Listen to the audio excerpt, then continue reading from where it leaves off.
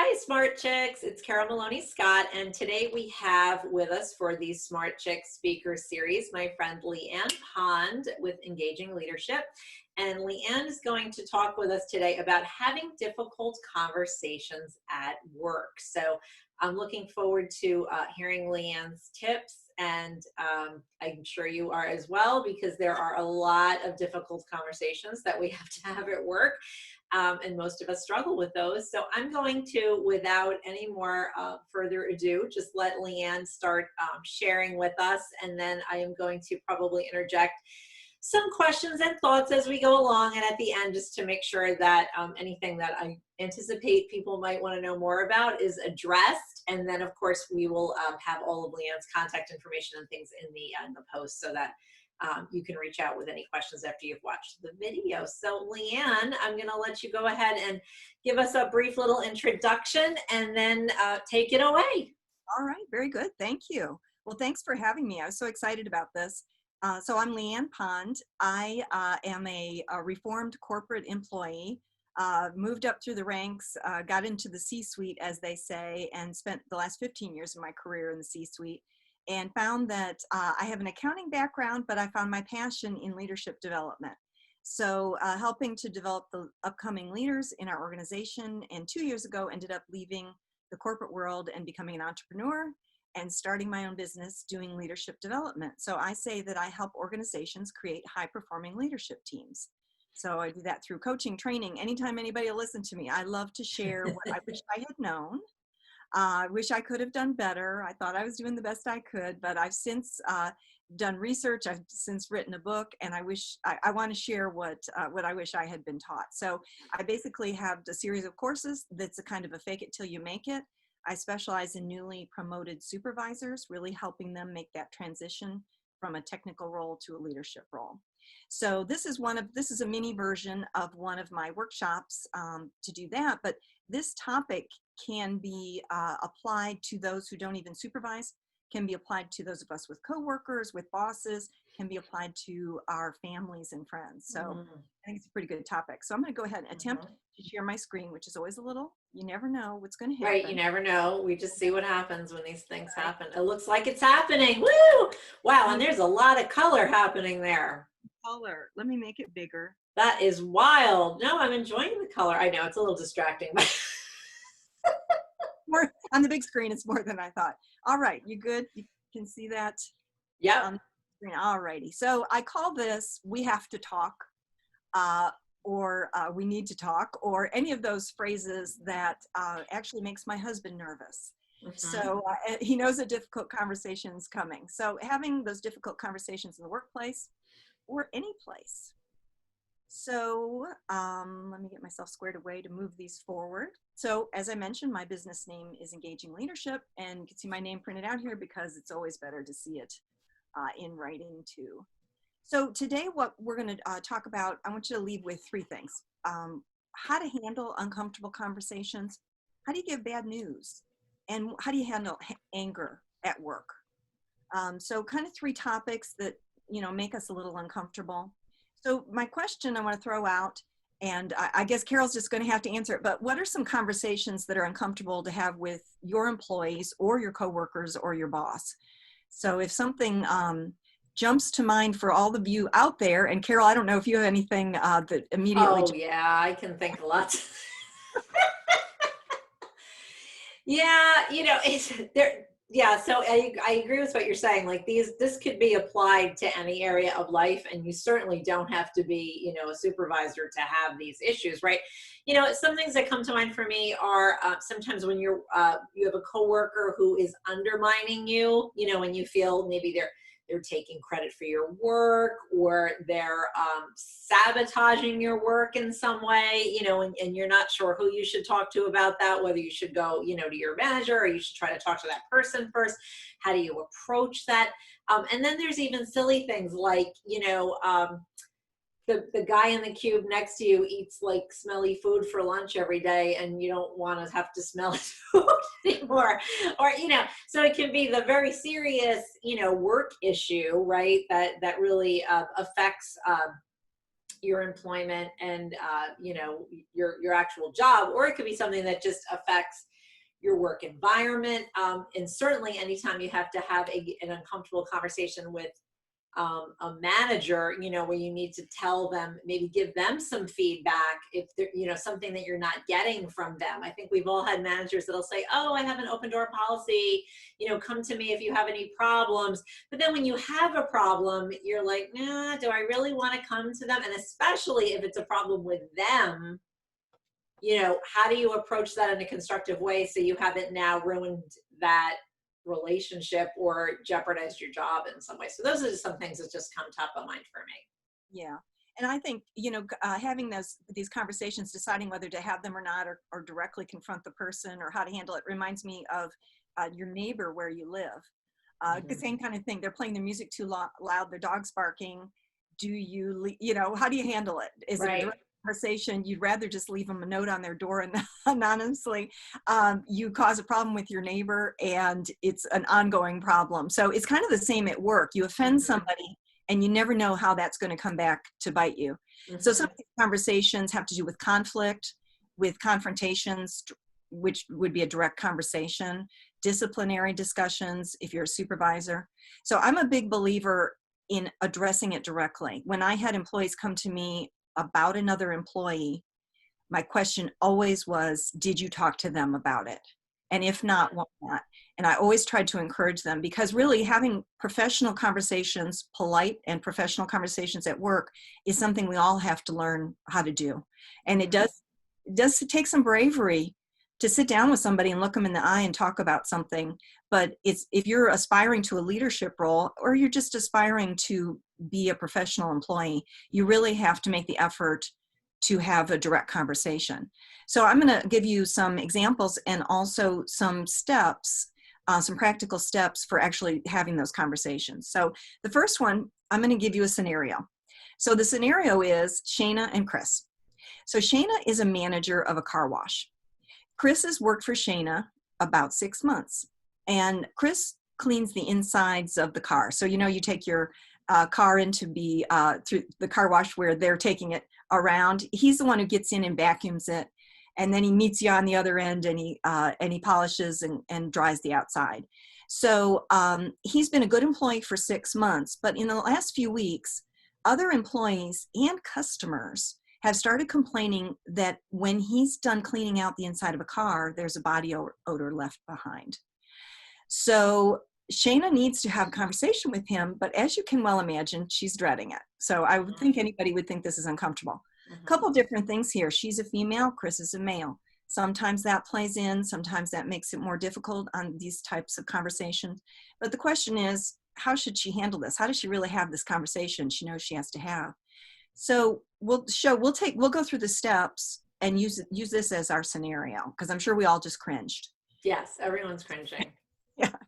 So if you're going to have this direct conversation, and the words confrontation and conflict are really negative, let's just say a direct conversation. I say you want to sass it.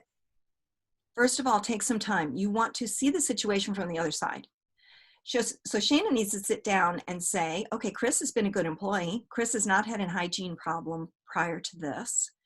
Shana says, I heard through the grapevine that Chris's girlfriend broke up with him about the time this problem started. What could be behind it? Could it be he's having problems dealing with the breakup and has let the hygiene go? What could be some issues on his side? Maybe he's not aware of it. Then after you see the issue from the other side, or try to see the situation from their side, then always assume positive intent. Because the minute you start saying, you know, the minute Shana would say, oh, Chris, oh, he's just going to be argumentative. He's not going to accept this. He's not going to, you know, as soon as we can get an employee or we can get a coworker who we've seen the worst of, because we all see the best and the worst of each other at work. And we can really get onto that negative side and just assume that that person does not want to do the right thing, that it's going to be a problem.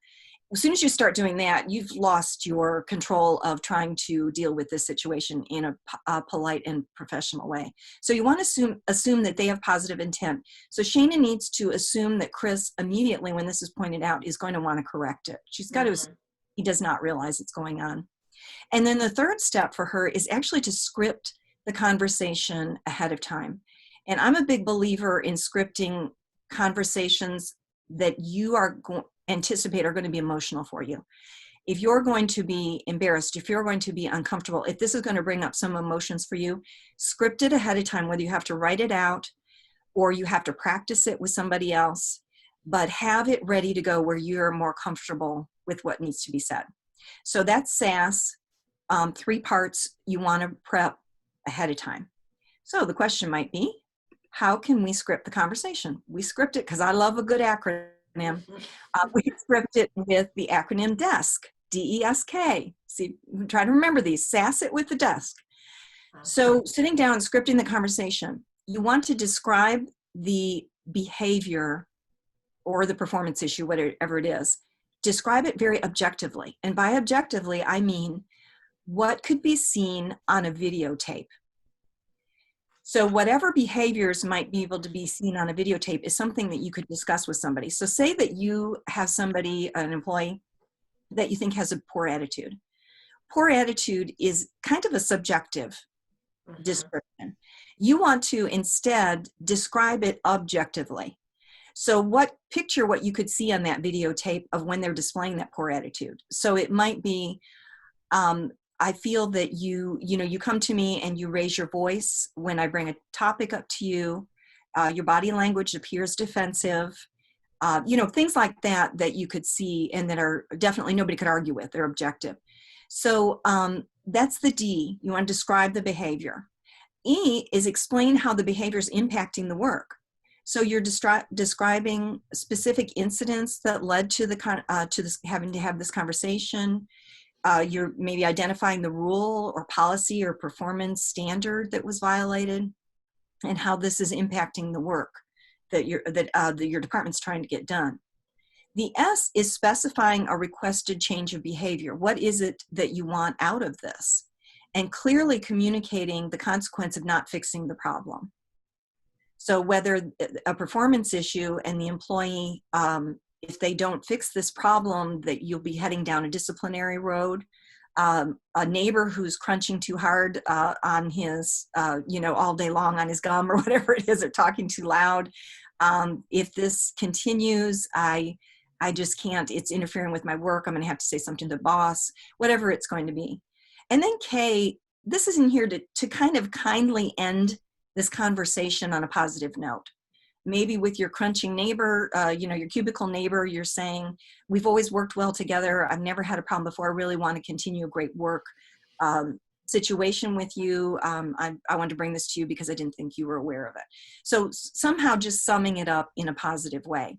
So that's the DESK script. So let's go through that with Shana and Chris. So we've already talked about Shana assuming that on the SAS that she is assuming the positive intent, and she's tried to see the situation from Chris's side. Possibly has to do with a personal issue that she's only heard a rumor about, so she won't want to actually say that to him, but just trying to imagine that there can be something. Assuming that he wants to fix it, and then she scripts the conversation with DESK. So say she meets with him the next morning, she scripted the conversation, and it goes something like this. Chris, I've been getting reports of when you clean the inside of a car, there have been customers and coworkers that say there's a smell left behind in the car that's unpleasant. So that's describing the specific objective behavior or performance. Now, let me say, I did mention that to be objective, you could use a rule that it could be seen on videotape. Now, Chris's hygiene issue could not be seen on videotape, but it's an objective thing that anyone smelling it would agree with. So we'll leave that there, unless they have smell-o-vision, but otherwise it's pretty objective. It's tangible. Yes, right. It's something that anybody who's observed it would probably come to the same conclusion. All right, so she described the behavior. Then she wants to explain, so DE, explain how the behavior impacts the work. So because of this, the complaints of the smell, we may be losing customers. I've had to give some free coupons to the customers that have complained. That has cost us money. And so we don't want to take the chance of losing any additional customers for this. So that's pretty important. That's explaining how the behavior impacts the work. Specifying the requested behavior. So the next statement to Chris might be, when you come into work tomorrow, I'd like to make sure that this hygiene problem has been taken care of. Because you're giving Chris, or she is giving Chris, an adequate amount of time, because you either have a hygiene problem or you don't. So Chris can solve this by tomorrow morning. Right. If necessary, she could either send him home right now if she smells it, or she could put him for that day not cleaning the inside of cars. So she, it's taken care of. If there's something bigger that an employee is going to need some time to correct, then you would give them more time to correct. And then she's going to end with, we've had a great working relationship. You've been a really stellar employee. Up until now, there's been no problems. And I know this is something you may not have been aware of and you can easily take care of. Now, Chris in between may not be being silent. He may be explaining it. It's fine. She can give him the chance to explain. If he becomes defensive or argumentative, then she may need to end the conversation. And we're going to talk about later when things escalate, how you handle it. But we're going to assume that Chris took it fairly well and he's going to make the changes. So I would add one more thing that you want to follow up, especially with an employee, but maybe with anybody that you thought may have been upset by the conversation, or just to check in the next day. When he comes into work the next day, maybe just to check on how are you, and all this done in private. How are you feeling about our conversation yesterday? Did you have anything more you wanted to talk about? And giving him a chance and just kind of letting him know that we're moving forward in a positive way. And for Shayna, she could do a little sniff test that morning to make sure we're good to go. So that gives her a little extra. So that's kind of the situation. Now the question might be, when do you do this? Where do you do it? How? So do uncomfortable conversations in person, please, but not during COVID. So obviously, we're doing the next best thing to in person during this time of social distancing, which would be a video chat. Would be the best way because you want that person to see your empathy in your face and your body language, and to hear it in your voice. So the worst thing you can do is text or email. You know, we all have gotten offended by emails or things were sent that the way they were meant to be. You definitely do not want to put anything like this in an email. You want to do it privately. Please don't do it in a group. And your tone of voice, empathetic, as I mentioned, your body language, empathetic. So a few other things on the difficult conversations. Make sure that you're in the frame of mind to have the conversation. Now you want to do it as close to the point that it happened as possible, or when Shayna found out about it, because maybe she wasn't aware. So as soon as possible. But if you are not in the right frame of mind that morning that you had planned to have this, you might have your script already, but something happened on the way to work or at home or whatever it is, then postpone it, because it's better to have it a little bit later, but you being in the correct frame of mind to have it, where you can be empathetic, where you can be assuming positive intent, where you can kind of be seeing it from the other person's point of view. You want to stick to the facts. Don't give opinions or get into personality traits. And especially if it starts to escalate and anger comes into it, people sometimes go for a personal attack. And so I'll give you some tips later how to back off from that if your employee's doing that to you. But you want to stick to facts and making sure you're not, you're not bringing you're talking about a performance issue or a separate thing that they might be doing, but you're not talking about them as a person. And so you don't want to make them feel bad as a person. Don't hedge. And I do this. Using words such as I feel that, or you might have, or it appears. I don't know if women do that more than men. We're trying to soften it. Our heart's in the right place, but it definitely is not the place to do it. You don't want to try to soften this. say the words right out without any of these hedging words. And you don't want to exaggerate. Don't use words such as always or never, because obviously it's not always or never happening. As I mentioned, have the meeting in person and follow up in writing. So even if Shana did not think this was going to end up being a pattern, she hopes it doesn't, she should follow up in writing, which is documenting. So you want to document the meeting details immediately after the meeting in two ways.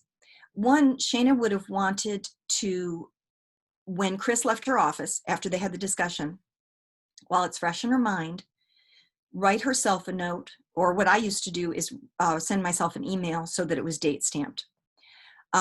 And write it up what your perception was, why you had the conversation, what was said on your end, how they reacted and what they said back. That's important to capture. Just because if this comes back to bite you later or becomes a pattern, you're going to be so glad that you did that.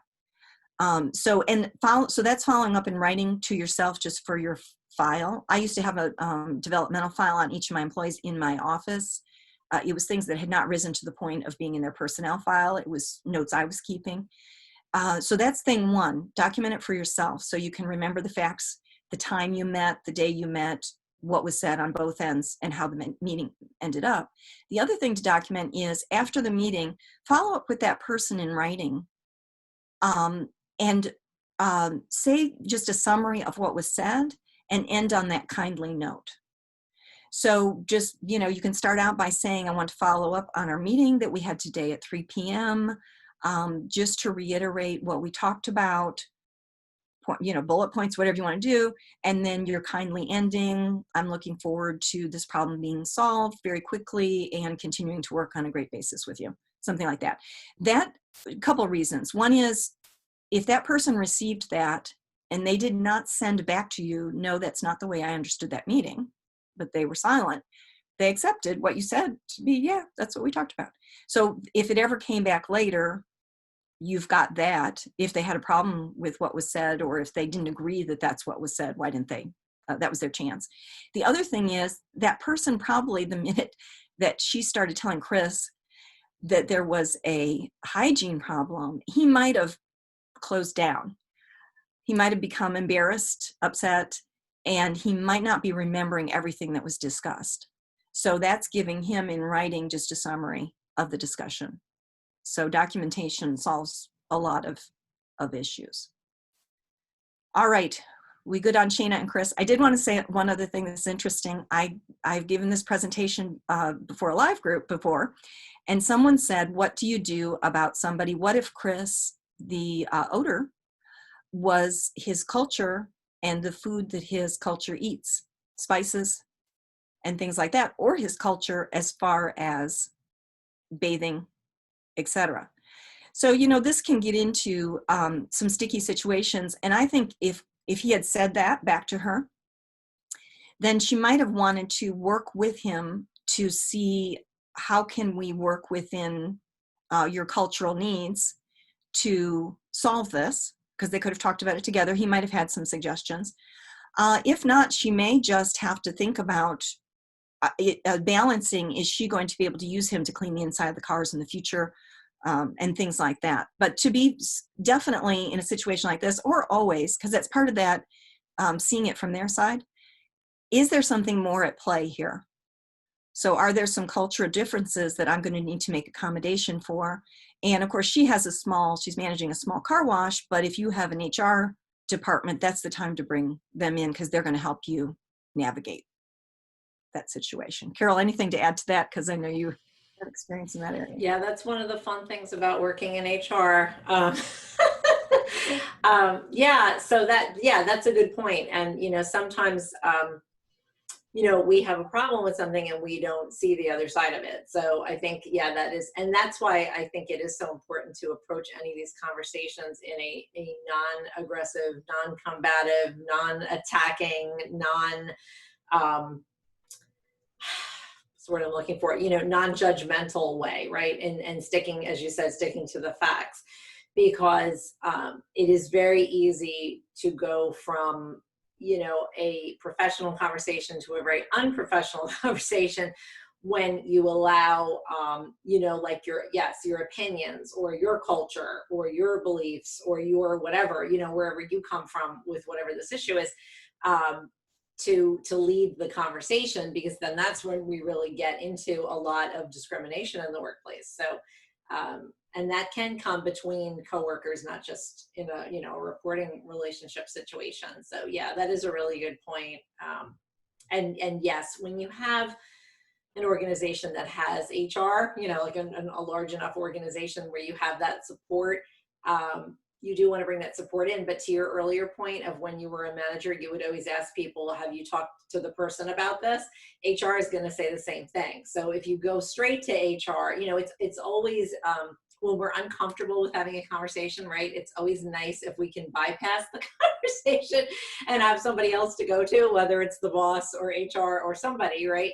But normally, yeah, they're going to redirect you to be a big person and have the conversation first before you take it to them, or else they'd be dealing with this nonstop, and nothing would ever get resolved. So so yeah, thank you for that. That's a good point.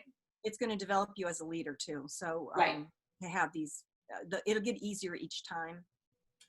So another thing that HR is going to ask you besides that question is, have you documented it?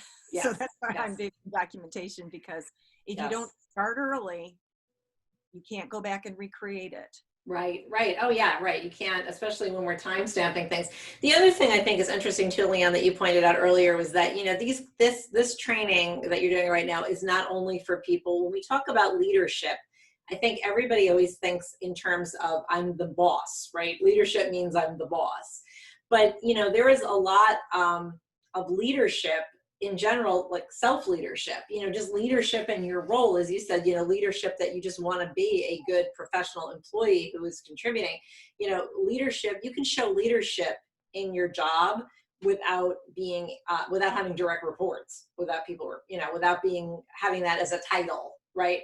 And I think a lot of people lose sight of that, and they don't exhibit the leadership that they could, within the confines of their job description, but they don't think about that, and that, showing yourself as a thought leader, or as a, just a leader of ideas, a leader of relationships, of, all of those things, a leader, the way you present yourself. So yeah, I think this is whether you aspire to management or not, I think this is good information.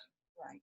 And I'm big on emotional intelligence. That's another workshop I do. But all of these things that I'm saying, it make you, or you are emotionally intelligent if you do them. So taking on the courage to have a direct conversation in a polite and professional manner, keying into what the person you're talking to is feeling and what brought them to this point, all that's emotional intelligence. So all of us can benefit from that in the workplace. That's the number one indicator of success in the workplace, is emotional intelligence.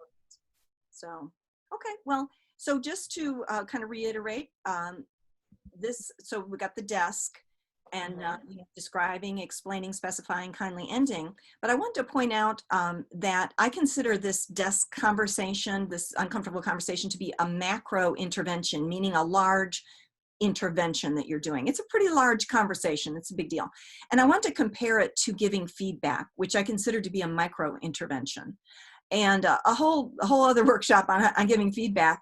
But I just wanted to point it out because to show a little bit of the differences. They're similar and different. So when I teach feedback, I have a 3-part sentence or script, again, script, because feedback can be uncomfortable to give. And this is for positive and negative feedback.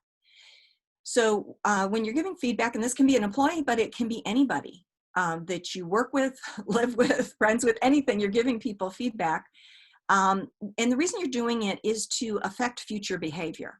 You can't change what happened in the past. The desk macro intervention is you're not changing what's happened in the past. We're trying to change what's happening in the future. So when giving feedback was just it's a small conversation. It's a very neutral conversation, and you're saying when you do X, so it causes Y, and so in the future, please do Z. Now, Chris's hygiene was too big for feedback. But if if Shana was giving him feedback, she'd say, when you come to work and haven't taken a shower, or maybe she wouldn't want to assume that, but when you come to work and there's a body odor on you, it causes us to lose customers and to have to re-clean the insides of the car. So in the future, please make sure that when you come to work, you have good hygiene. That could have been a simple conversation that she could have had, but it would have depended if she's already talked to him before about that, or that may not be the first conversation. But that gives you an example of feedback, which is usually done on a smaller issue. You want to tweak something that has happened in the past so that it won't happen in the future, or so that it continues to happen in the future if you're giving positive feedback.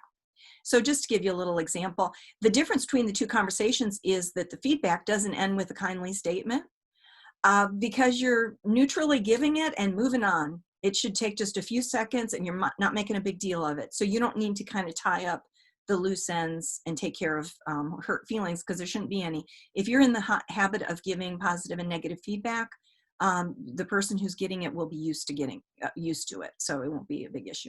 So anyway, just wanted to tie up that with kind of that comparison. All right, so thing number 2 today is talking about giving bad news.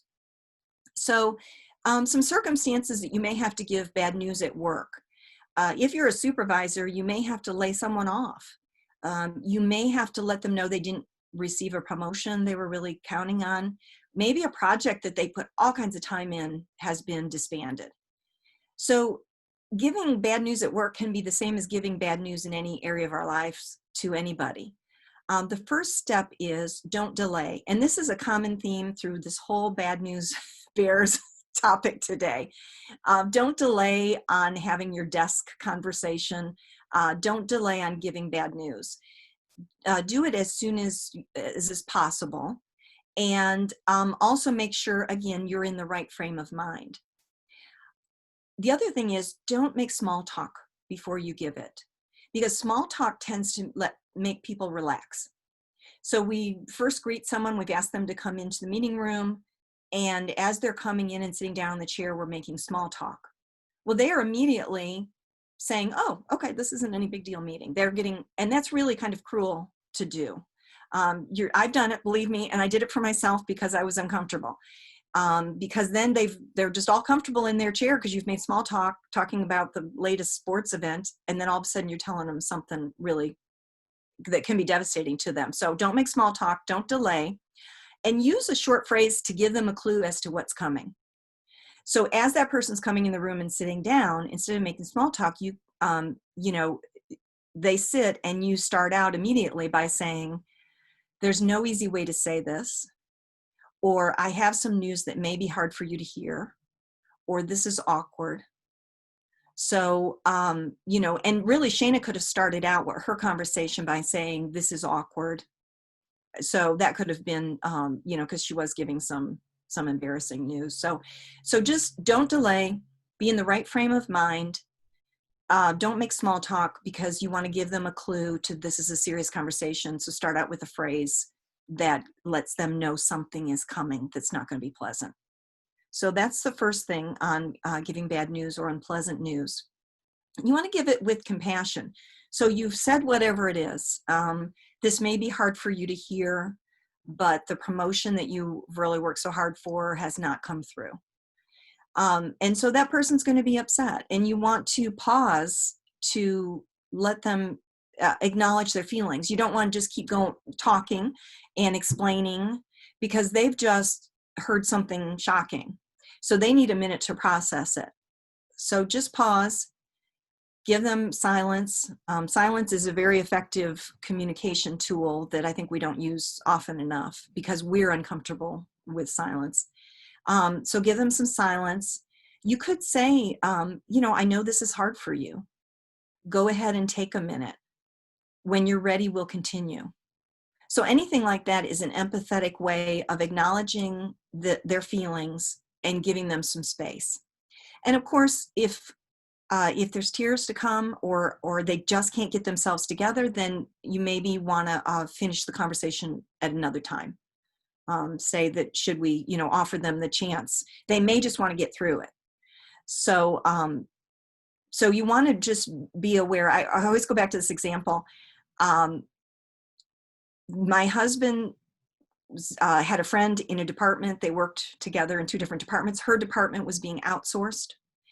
And she told him the story that as there had been rumors, they thought it was going to happen. It started out in the morning, people one by one getting called into the boss's office and cleaning out their desk and leaving. So by the time she was the last person of the day, she pretty much knew what was going to happen. So when she got called in, she says to the boss, she cracked a joke having to do with something about it. And he said, "Don't make this any harder on me. This is hard enough."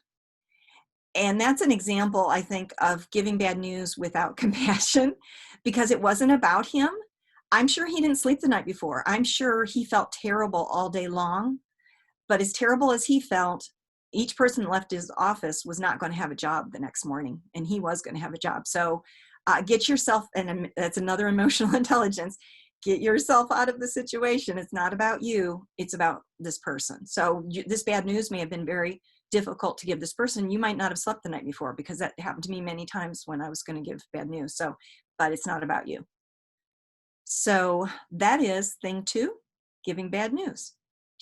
Thing 3, let's talk about anger. What do you think is the role of anger in the workplace?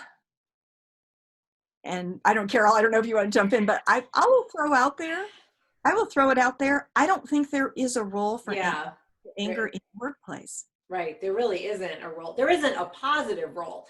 It No. certainly exists. It Yeah. certainly exists because people are just people, and it's very hard for people sometimes to control that. And sometimes it's because of things that happen in the workplace, and sometimes it's because of their inability to leave things outside of the workplace, personal things. But yeah, I really think there is no constructive role for it.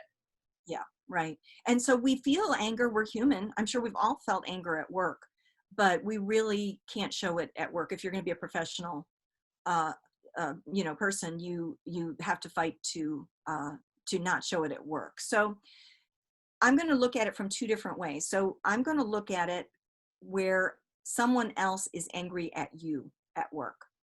So maybe you have an employee that you're talking to about one of these disciplinary measures or something that we've discussed so far today, and their anger starts to rise. The first step is personal safety.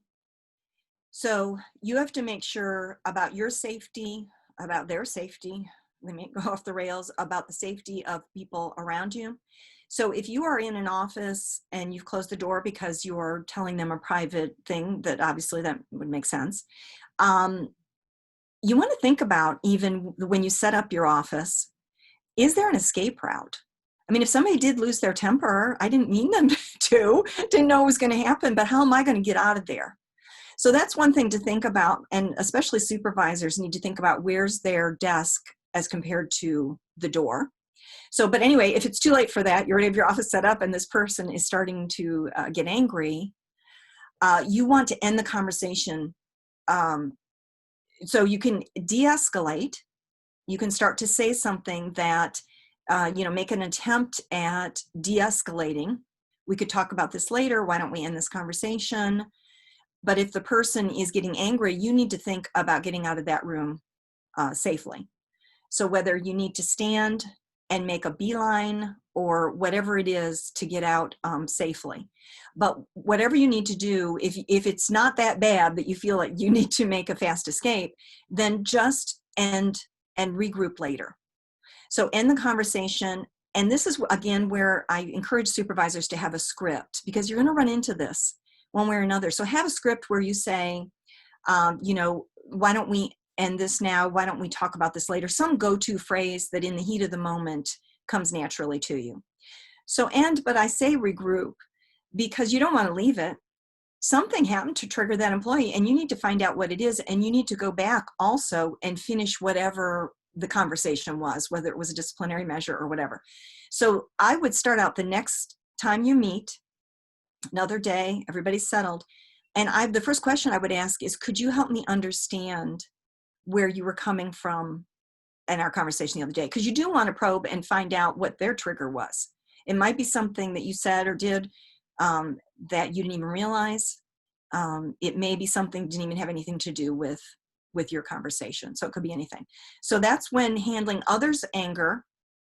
Make sure safety first. Try to de-escalate with your words and end in any manner you can, but make sure you come back later. Now, obviously, if they got violent or they stood up and were raising their voice, there may end up having to be a disciplinary conversation later, or you may need to get HR involved. But that's how to handle others' anger. When you are angry at work, so as we said, it's okay to feel anger. You're a human, but you can't show anger. If you are the boss, you definitely cannot show anger because your anger is magnified in the employee's eyes. So all of us have probably had the experience of boss anger. We've probably all seen our boss get a little hot under the collar with us. And it's not pleasant. Nobody likes it. So it just seems worse. So if you are a supervisor, you have to be extra sure about the perception you're giving. And the main thing is, and here I'll flip to, you want to disengage from this conversation because you're getting angry and you can feel it. You want to have another go-to phrase. So it might be, hey, can we talk about this later? Or now's not a good time to discuss this. Or let's revisit this later, or I'm going to have to step away here. So some phrase that's another ready scripted go-to phrase for you. And then you want to find a way, of course, later you'll regroup and you will have a conversation again, but you need to look at yourself as to what triggered you and get that sorted out. But you want to be able to also have some self-care techniques to reset your mood. Because maybe this conversation happened at 10 o'clock in the morning and you've got a whole day to get through and you're fuming about whatever it was. So, whether you can, you play some music to reset your mood, you can go for a walk, talk with a friend, whatever it is. If you're at home, because you're working on Zoom, pet your dog, whatever it is to help you reset your mood, because it's not going to be anybody else's fault, or you don't want to put that mood on anybody else that didn't have anything to do with that incident or that conversation. So those are the three things. And I'm going to end again with something I think is so important. That you want to protect yourself and your organization by documenting promptly and thoroughly. So even if you don't think anything will come of it, just write a note to yourself, date it. That will go a long way. Email to yourself, whatever it is, keep it. And it might not come to anything. It might, years later, that person's long gone, you're long gone, you'll find that and you shred it, but you're better off having it than not having it. Right. To recap today, we've got our difficult conversation with someone who we need to have a direct conversation. So we want to see it from their side. We want to assume positive intent, and we want to take some time to script the conversation. So that's the SAS. To script that conversation, we want to do the DESC. So describe the situation objectively, explain the effect it had, specify what behavior change you would like to see, and then kindly end the conversation. That's that macro intervention. Feedback: when you do X, it causes Y, so in the future, please do Z. When you're giving bad news, don't delay and allow their grief. When there's anger in the workplace, disengage, safety first, regroup later to figure it out, and don't forget to document, document, document. All right, so that is today's presentation. I did want to say this, I think I mentioned that I wrote a book on this.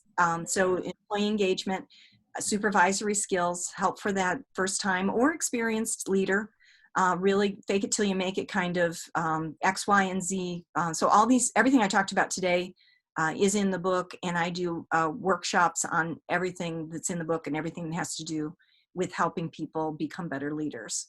So, and here's my contact information. I love to have people linked in with me. I'm Lee, Lee-ANN-POND if you're trying to, I don't know how many Leanne Ponds there are out there if you're just trying to look, but love to have you reach out. And thank you for inviting me, Carol. I enjoyed it.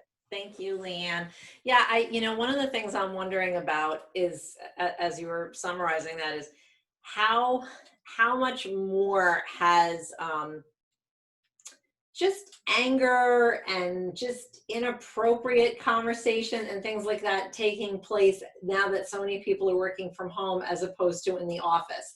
Because we know how, you know how when people are communicating via email or, on Facebook, or, people tend to be more brave, but in a negative way, because they don't feel there's as many consequences to their words and their actions because they can kind of hide behind, the technology.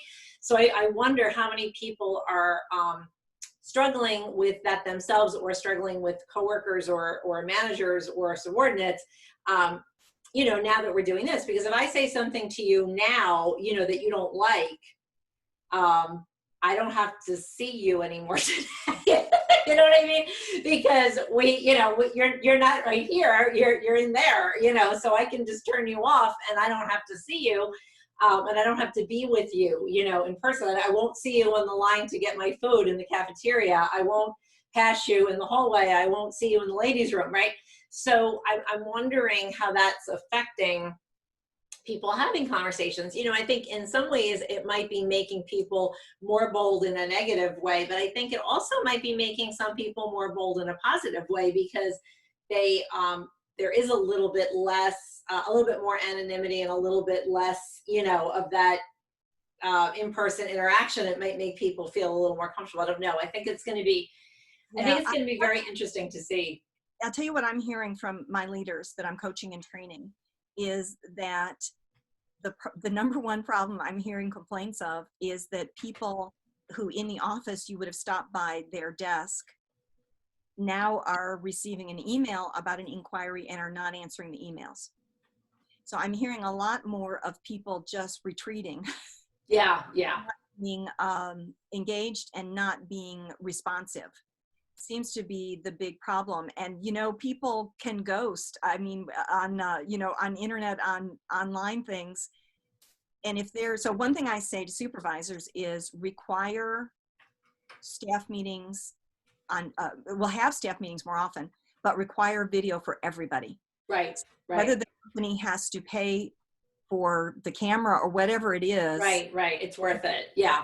Because people are holing out, I think, and it's not good for anybody. It's not good for the team. No. And they're retreating, and they are not interacting and engaging in the way that you could force them to in the office. Right.